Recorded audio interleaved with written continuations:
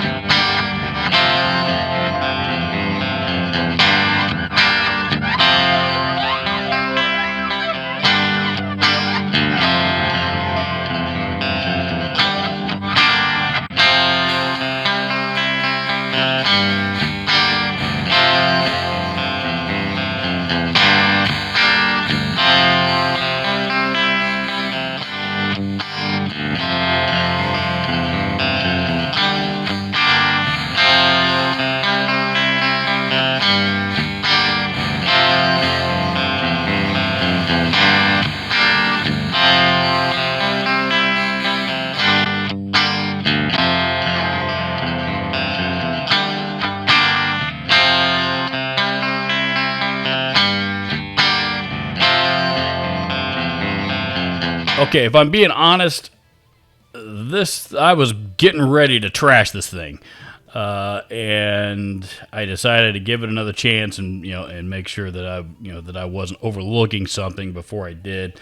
And it turns out that I was. It's a little, the layout's a little bizarre. It's not the most intuitive, and honestly, the font on it is just cheap, generic looking font. I think they could have designed that a little bit better, give it a little bit of pizzazz, make it look like, make it look something a little bit more original. But beyond that, it's if you're into like real weird spacey delays, and modulated stuff like that, modulated delays, then you will probably enjoy this pedal. If you're into a little bit more of the straightforward type of delays, you could probably still use it and get something out of it. You might, but there's probably gonna be others out there that you like better. Just to be honest with you, at first I thought that this middle button I thought was just that's how you save your presets, and it turns out that's also the button that selects, as you saw in the playthrough demo, selects which effect, basically which mode is being selected. So. I actually had, when I was doing the playthrough demo, I actually had to go back and do it again, to record that part, because I like I said, I had overlooked it, and it's not the most intuitive thing in the world. Once I figured it out, the whole thing finally started to make sense, but it did take a little bit to figure out. And also the instructions are misleading as hell. The basics, when you're reading the back of the box, it says 6 traditional stereo delay effects bringing you the inspiration for creation. Okay, well, there's 7 there, so is it 6 or 7? Says supports tap tempo via foot switch. It doesn't tell you that it's talking about the switch on the actual switch on the pedal. Via foot switch, at least to me, seems to indicate that you would plug an external foot switch into it, like a Boss foot switch, like you would with a Boss delay pedal. And first thing I was looking for was, where do you plug the delay pedal into? Because there's nowhere to do so on this thing. You can turn the trails on and off, which is a cool feature, but it's kind of weird how you do that. You gotta turn the pedal off, and then I think you hold the button in, or hold the switch down or something, and then turn it back on. I don't know. It's weird why they couldn't have just put a switch on there, and toggle on or off. That would have been a lot easier. The tap tempo does work that way. That's not too uncommon on delay pedals, as I just mentioned. But the way that they have it described here is it's misleading as hell. So this delay pedal isn't perfect. It sounds good. Not gonna dog the way it sounds. Once I finally figured out how to operate it, then figured out what the stupid middle button does, and figured out how to switch the modes, it does sound good. But the usability on this thing leaves a lot to be desired. Guitar players don't like to read the manual on shit before they buy it. They want to pull it out of the box, plug it in, and go. And if you're going to do that expecting this to work like any other delay pedal out there, it doesn't. So you're probably going to have to read the manual whether you want to or not, unfortunately. That's what I had to do. And I'm the kind of guy that like to pull a pedal out of the box, plug it in, and go. So there you have it, the FS03 delay pedal from Flamma. You've probably seen these advertised on Amazon. That's where I first saw them. I will have links down in the description for you to go check them out should you choose to do so. Please don't forget to hit the subscribe button if you haven't already. Thank you so much for watching. We'll see you in the next video.